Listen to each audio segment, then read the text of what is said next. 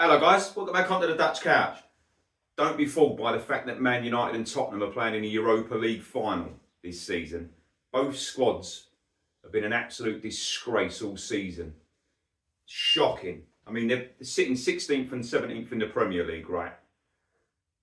And the reason they're in this final, in my opinion too, is that the Champions League new format has absolutely diluted the quality of the Europa League. The teams this season who would have fell back into the Europa League would have been the likes of Man City, the likes of Juventus. The teams that these are playing now in this competition, nowhere near the level. So I'm expecting these two. I was expecting one of these two to win it.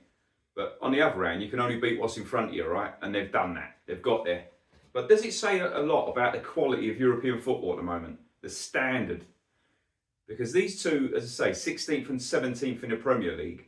I mean, Tottenham have lost 20 games from 36 league games in the league, domestically. Man United have lost 17, I believe.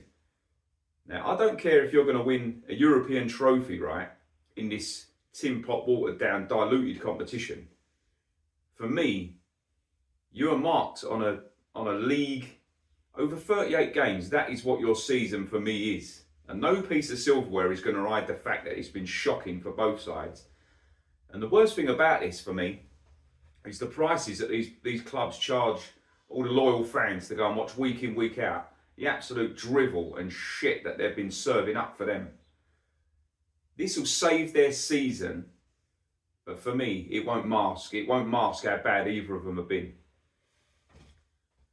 I'm looking at, you take away results, these two sides, you take away the results that they've had against the bottom three, the already relegated sides, Ipswich, Leicester and Southampton. They've basically earned 28 and 23 points respectively from the rest of the league.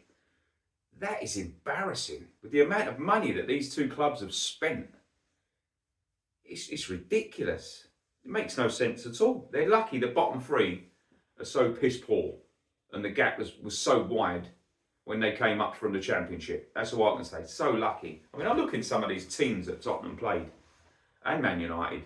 For this near enough rivals the Europa Conference League win that West Ham had when they was playing sort of Dynamo Dagenham and fucking, I don't know, Bayern Romford. The standard of that sort of team they're playing. I mean, Tottenham, I'm looking at the teams they played like Karabag, Ferencvaros, AZ Alkmaar, Galatasaray. They lost a game to each of those sides as well, right? They played Roma, fair enough, they're not bad side. Rangers, Hoffenheim, Frankfurt, and semi-final against Norwegian side, Bodo Glimt. Fair play to them for getting through, but this sort of sums up the quality of the competition for me. When you play a Norwegian side in the semi-final of what's meant to be the second biggest European competition, that's shocking for me. Fair play to them though, like I said, not downing them.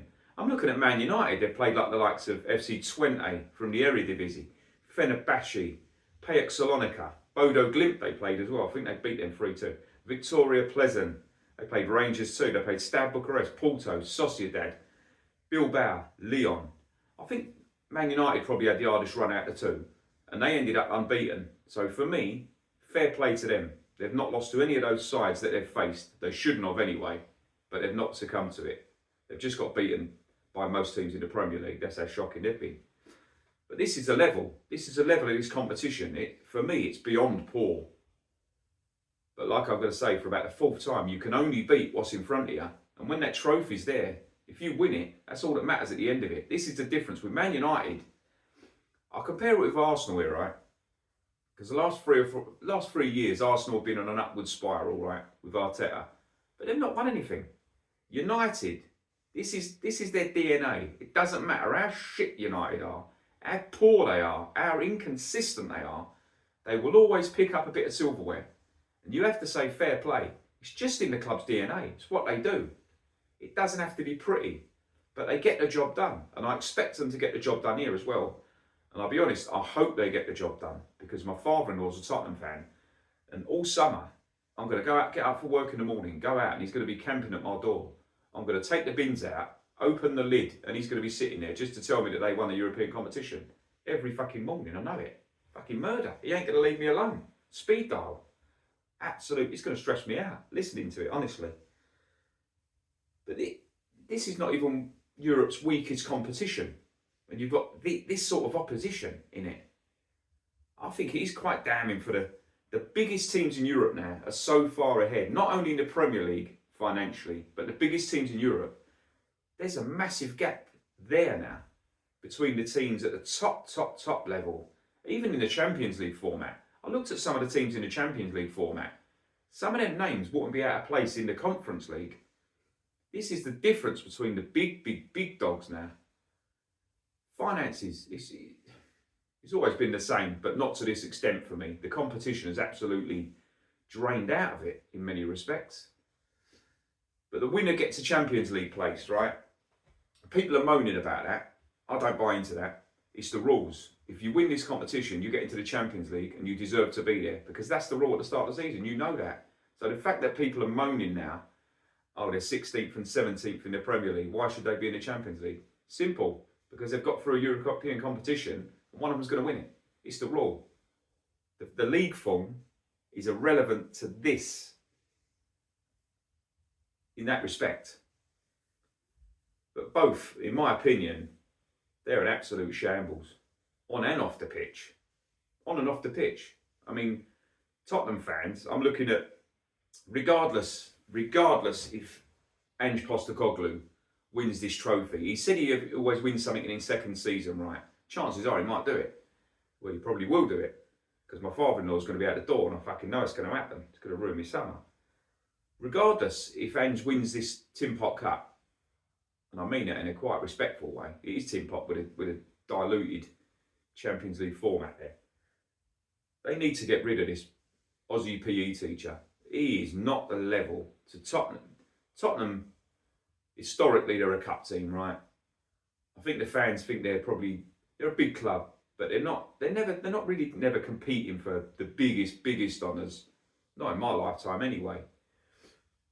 But the fact that they want him out anyway. I'm looking on social media. A massive part of this Spurs fan base wants shot of Ange, whatever happens. Because this, like I said at the start of the video, Tottenham fans are not stupid. They know the score.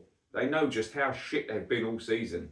And playing against this level of opposition and beating them ain't going to ride that. This doesn't mask anything. It papers over the massive cracks. It puts polyfiller over earthquake damage, mate. This does. It's shocking there. The same with United, actually, with Amorim. I mean, if they want to compete at the top level, Tottenham, the thing is, where do they go? Because they've gone down the route of getting world-class managers. They've gone in for the Contes, the Mourinhos. It hasn't worked. I think the problems at Tottenham are higher up, massively. They want the owners out. They want Levy out. And I sort of get it. I'm not a Tottenham fan at all, but I get it. I can see where they're coming from. Flatter to deceive. But losing 20 of 30 league games, that is damning. And I think they're going to Villa on Friday night. So the chances are that's going to be 21 in 37 losses in the Premier League for Tottenham Hotspur. A team who at the start of the season you probably think, I think they might get into the top four. They might get into the Champions League this way, but the league form, that is a big marker to how bad they are. It is shocking. But this is in his second season as well. So he's come in last season, I'm everyone's mate. Now you're seeing a different side to him. He's getting shirty with journalists. He don't like certain questions, and the real Ange is coming out. The real personality. When you're winning, nicey. When things ain't going your way, your truth comes out. Your personality comes out and you snap. And he's doing it. I think we're seeing a different side to him. I'm not sure on him. I think he's tactically inept anyway. I've never been sure on his tactics. You're not playing against Stenhouse Mill or Queen's Park or Fulfar. You're playing against the best teams in the world, apparently, in the best league in the world, apparently. It's certainly been competitive this year. A lot of teams have really stepped up. But Tottenham have flattered to deceive massively. They've failed massively, domestically. This European trophy, as much as these fans, if you win it, fair play, you're going to make the most of this. It's a European trophy. and you'll be slaughtering Arsenal. Don't blame you. Fair play.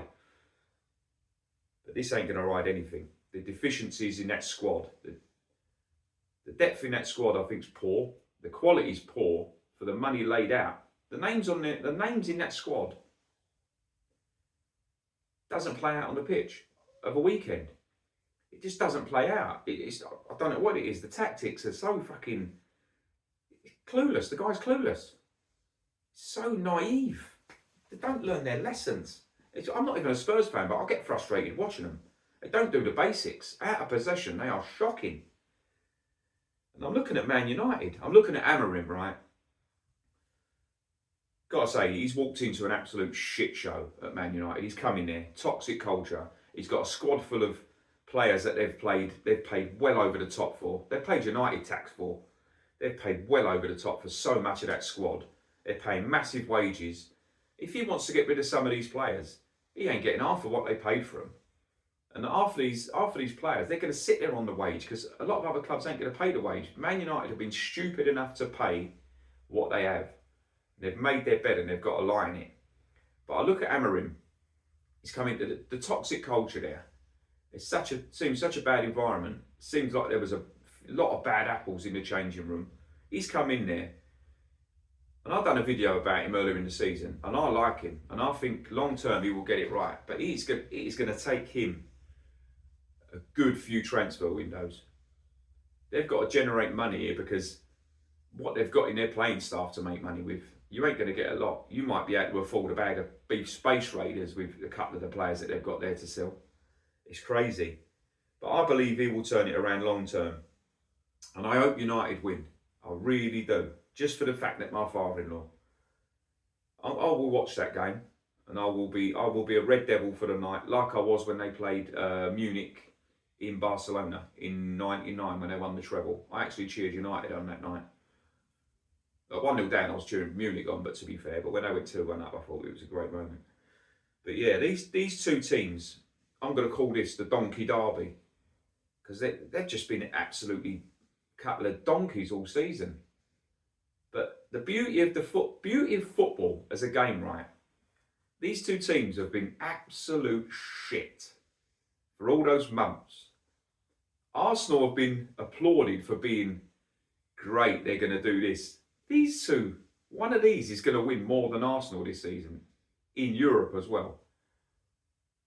It does make me chuckle because this is football and this is the beauty of it.